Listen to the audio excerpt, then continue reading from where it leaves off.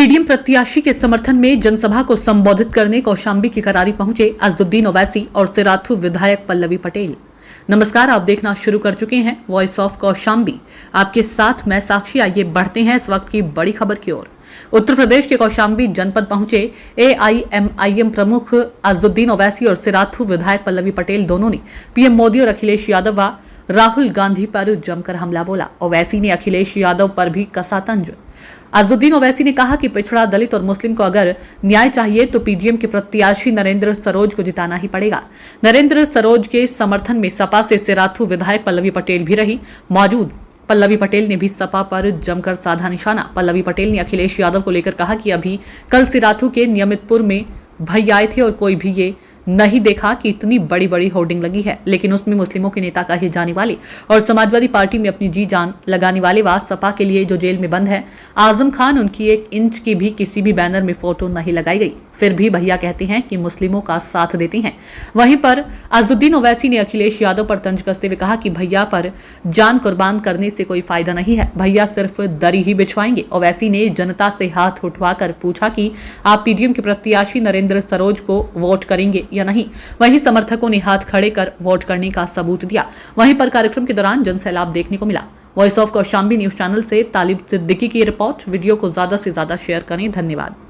नहीं करेंगे, कोई सामाजिक न्याय आपको मिलने वाला नहीं है, कोई इंसाफ आपसे नहीं मिलने वाला है। अहम बात यह है कि हमको तीसरी मर्तबा भारत का प्रधानमंत्री नरेंद्र मोदी को बनने से रोकना है। वो दिन ब दिन अनाप शनाप और झूठ बक रहे हैं और आप देख रहे हैं कि कैसे एक समुदाय को घुसपैठी कह रहे हैं। कभी ये कह रहे हैं कि उनके महिला ज्यादा बच्चे पैदा करते हैं, तो कभी खौफ दिलाने की सियासत कर रहे हैं और कह रहे हैं कि किसी के गले का उतरा हुआ मंगलसूत्र मुसलमानों को दिया जाएगा। तो आपसे हमारी अपील है कि आप मुत्तहिदा तौर पर अपने वोट का इस्तेमाल करिए। और हमने टीवी चैनल पर देखा कि भारत के प्रधानमंत्री ने इतनी बड़ी झूठ कह दी ना बनाइए।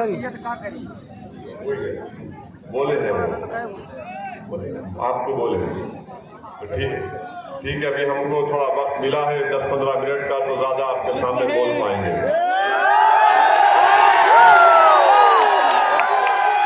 तो मैं आपको बताना चाह रहा हूं कि ये जो कोशिश हमारी बहन पल्लवी पटेल साहिबा ने की, जो ये कोशिश की है, हमने पार्लियामेंट के कॉन्स्टिट्यूएंसीज में हमारे उम्मीदवारों को उतारा है। मेरी आपसे फिर से अपील है कि हमको पल्लवी पटेल साहिबा को, उनके उम्मीदवारों को, उनके कैंडिडेट को कामयाब करना है, बीजेपी को शिकस्त देना है। और दूसरी तरफ हम देख रहे हैं कि समाजवादी पार्टी है, इंडिया अलायंस है। आज आपको हम बताना चाह रहे हैं कि 80 लोकसभा के सीटों में समाजवादी पार्टी ने 4 मुसलमानों को टिकट दिया है और अपने परिवार से 8 लोगों को उन्होंने इलेक्शन लड़ने का मौका दिया है। अब आप बताइए कि सैफई का ये परिवार अगर 8 लोगों को अपना उम्मीदवार बनाता है और बात करते हैं अखिलेश पीडीए की, और ए का मतलब कभी कहते हैं आधी आबादी तो कभी कुछ और कहते हैं।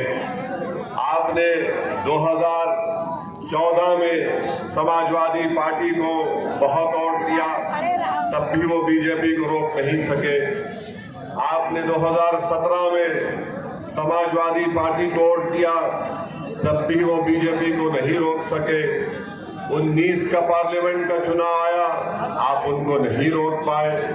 22 के विधानसभा के चुनाव में आपने हमको वोट नहीं देकर उनको वोट दिया, समाजवादी को, ये समझ कर के वो बीजेपी को रोक पाएंगे, वो नहीं रोक पाए।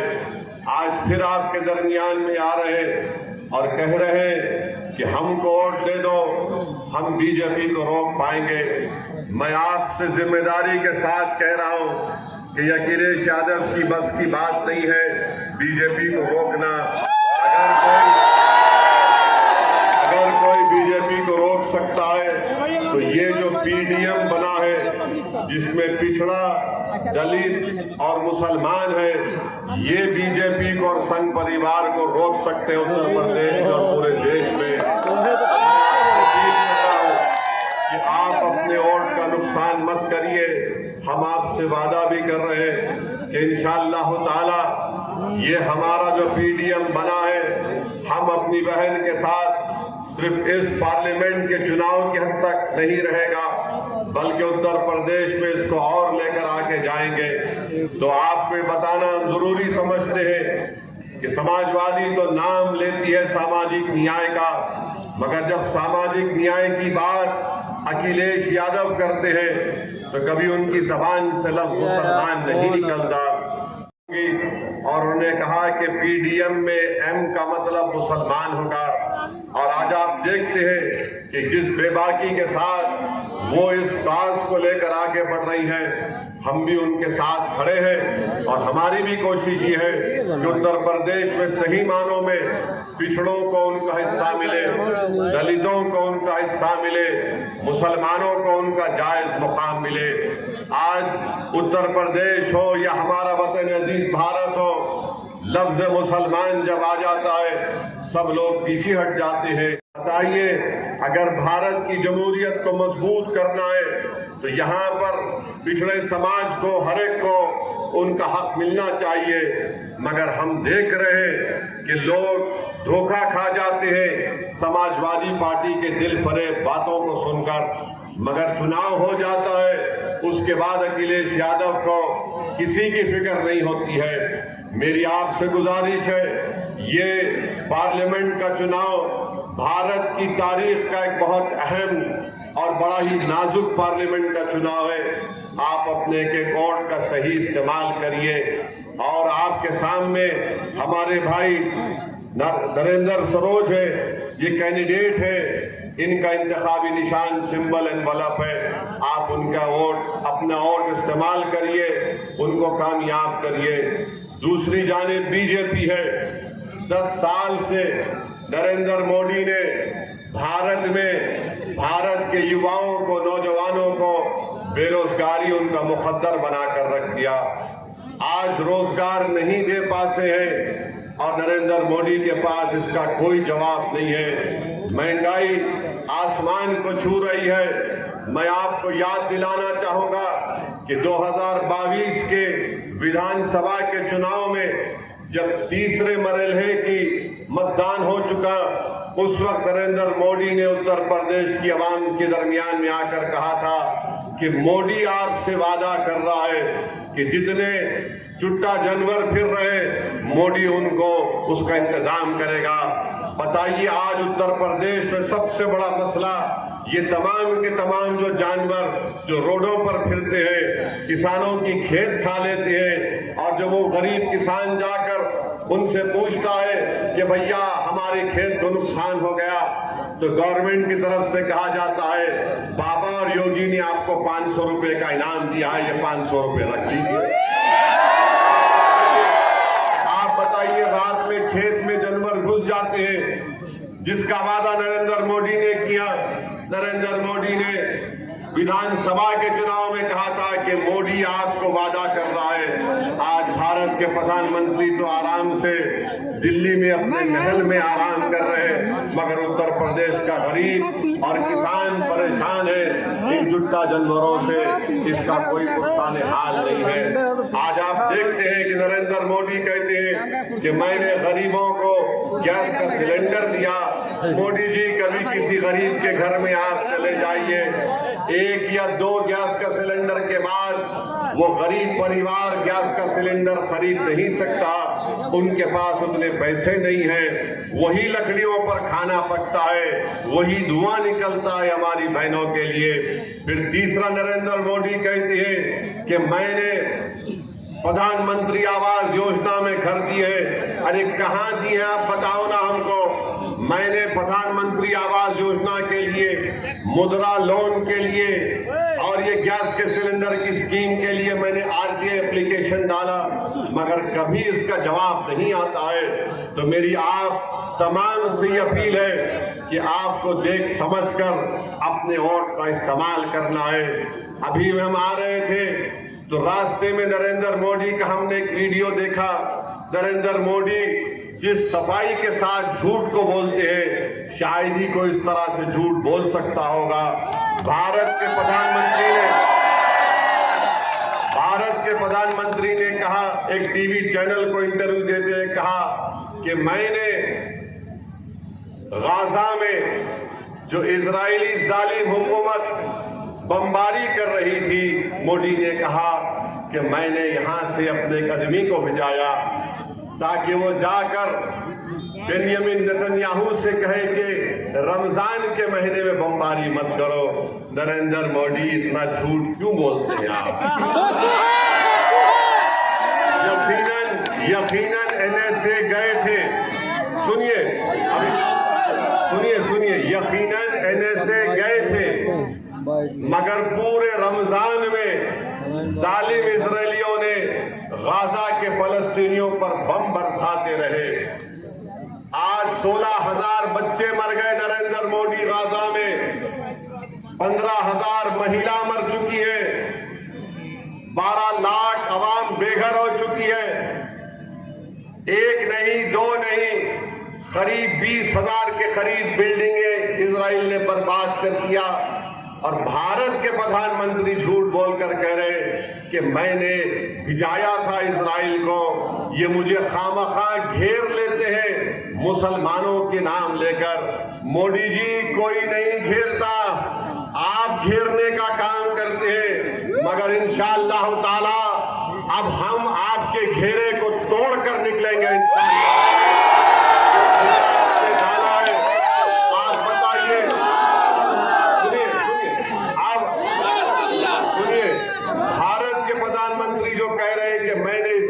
कहा कि रमजान में बमबारी मत करो। आज स्पेन में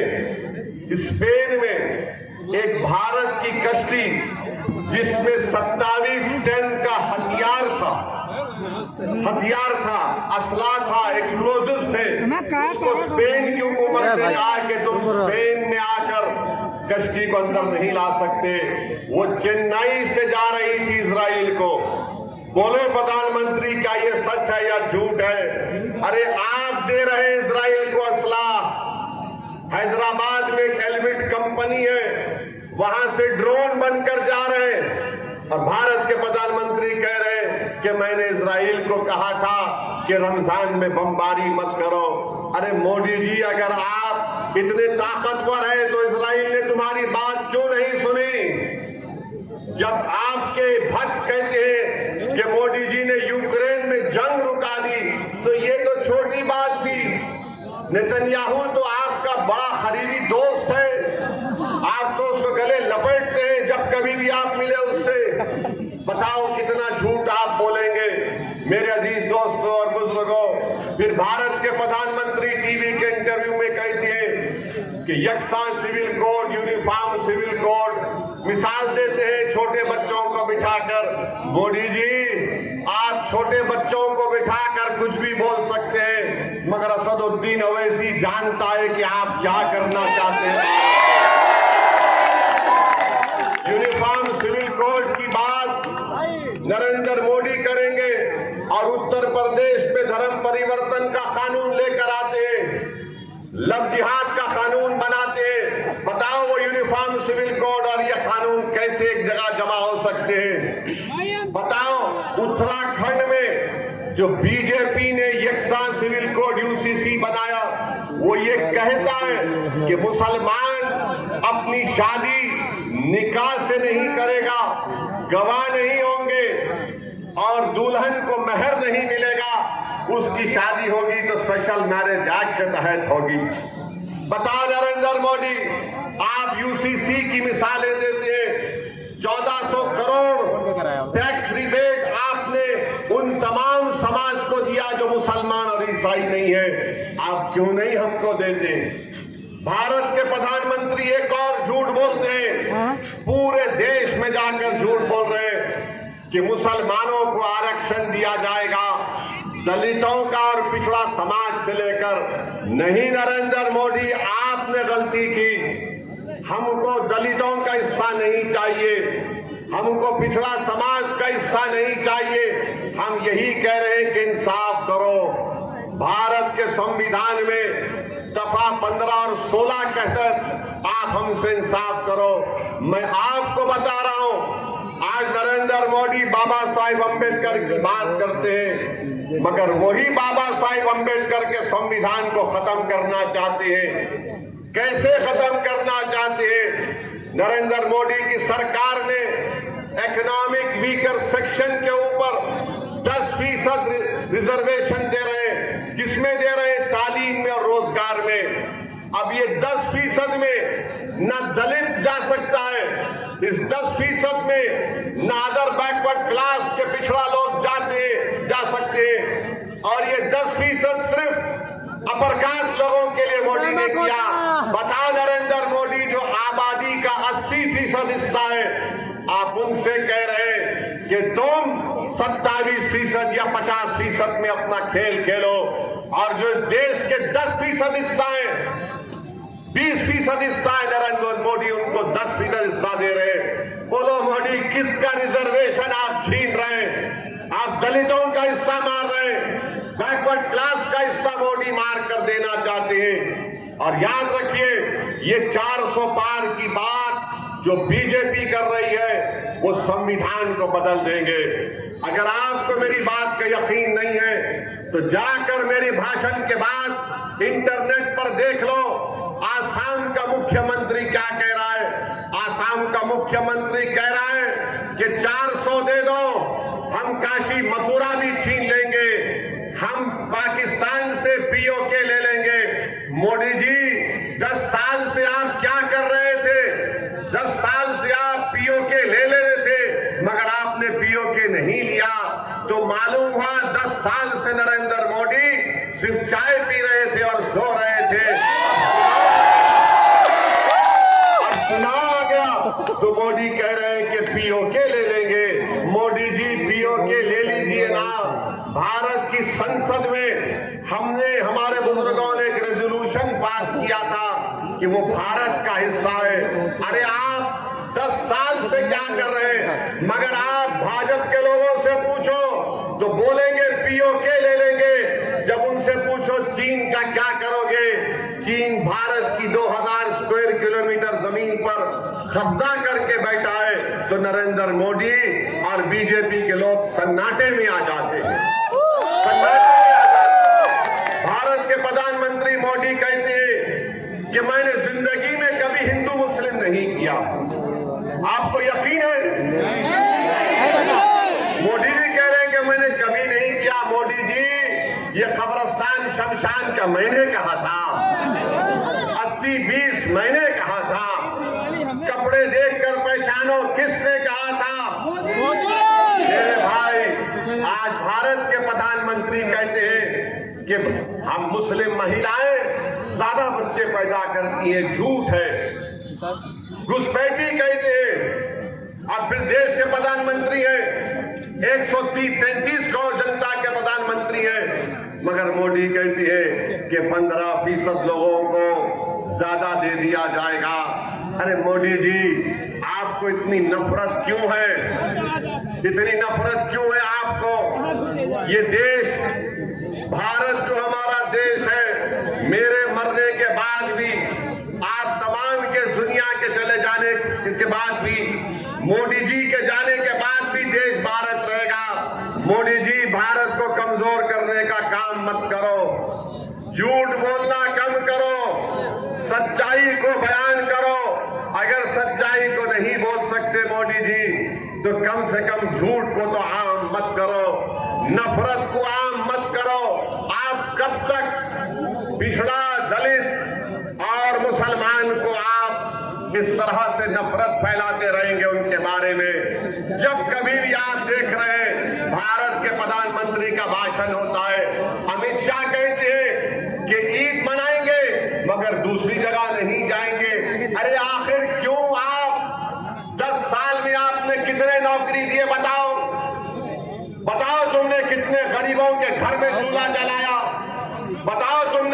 महंगाई कितने कम की, 400 पार बोलते हैं, आज पेट्रोल 100 पार हो चुका है। मोदी को अमित शाह की कोई फिक्र नहीं है। ये एक एक बात आप सुन लो उनकी, कि इनके पास दिखाने को कुछ है ही नहीं, कुछ नहीं है दिखाने को, मगर सिर्फ नफरत फैलाना इनका काम है। मगर याद रखिए, अगर पिछड़ा दलित और मुसलमान को इंसाफ अगर मिलेगा तो पीडीएम के जरिए से मिलेगा।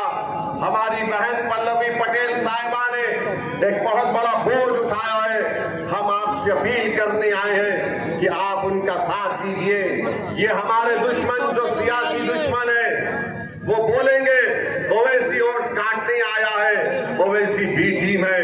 मेरे भाई, ये जो इंडिया अलायंस है, महाराष्ट्र में 48 लोकसभा की सीटें है, एक भी मुसलमान को टिकट नहीं देते और आकर हमको गाली देते हैं। हैदराबाद में हमारे खिलाफ कांग्रेस ने उम्मीदवार खड़ा कर दिया, बीजेपी ने खड़ा कर दिया और सब ये समझ रहे थे कि अब के बार हैदराबाद की सड़कों पर असदुद्दीन ओवैसी को हम रोक लेंगे। मगर आप देखना इंशाअल्लाह ताला 2019 में जितनी हमको हैदराबाद और अल्लाह ने मेजॉरिटी दी, उससे ज्यादा मेजॉरिटी से इंशाअल्लाह। और हमारे सुनिए, हमारे लिए मोदी जी आ गए, अमित शाह आ गए। अमित शाह 2 मरतबा आ गए। अमित शाह साहब इतना पुकार कर कह रहे थे, हमको लग रहा था कि कहीं कुछ हो ना जाए उनको, मगर बहरहाल मेरे भाई, आज आपसे एक ही गुजारिश है कि एक नई शुरुआत करिए, एक नया इनकलाब लिखिए। याद रखिए, अगर भारत की पार्लियामेंट में पिछड़ा दलित और मुसलमान की नुमाइंदगी नहीं होगी तो फिर कौन आपकी आवाज बनेगा? कल अगर यूनिफॉर्म सिविल कोड का बिल आएगा, कल अगर यकसान सिविल कोड का बिल आएगा, तो क्या आप समझते हैं कि अखिलेश की पार्टी वाले कुछ बोलेंगे? अगर कल कोई ऐसा कानून लाया जाएगा जो प्लेसेस ऑफ वर्शिप एक्ट को खत्म करेगा, तो क्या भैया उठ के कुछ बोलेंगे? भैया तो सिर्फ यही बोलते हैं कि दरी बिछाओ और अपनी जवानी मुझ पर कुर्बान कर दो। मेरे भाई, जिस शख्स के परिवार के लोग पूरे भाजपा में चले गए, उनके छोटे भाई की पत्नी बीजेपी में चले गई, हर जगह से उनके रिश्तेदार बीजेपी में चले जाते हैं। तो हम आपसे अपील कर रहे हैं कि अपना एक वोट एनवलप के निशान पर लगाइए। और मैं शुक्रगुजार हूं कि हमको इतना मौका मिला, कि हमको आप इतनी दूर से आए, आपके दरमियान में आए हैं। मैं आपसे वादा कर रहा हूं कि इंशाअल्लाह ताला हम बार बार आएंगे और आपके दरमियान में ही आपके दरमियान में रहेंगे।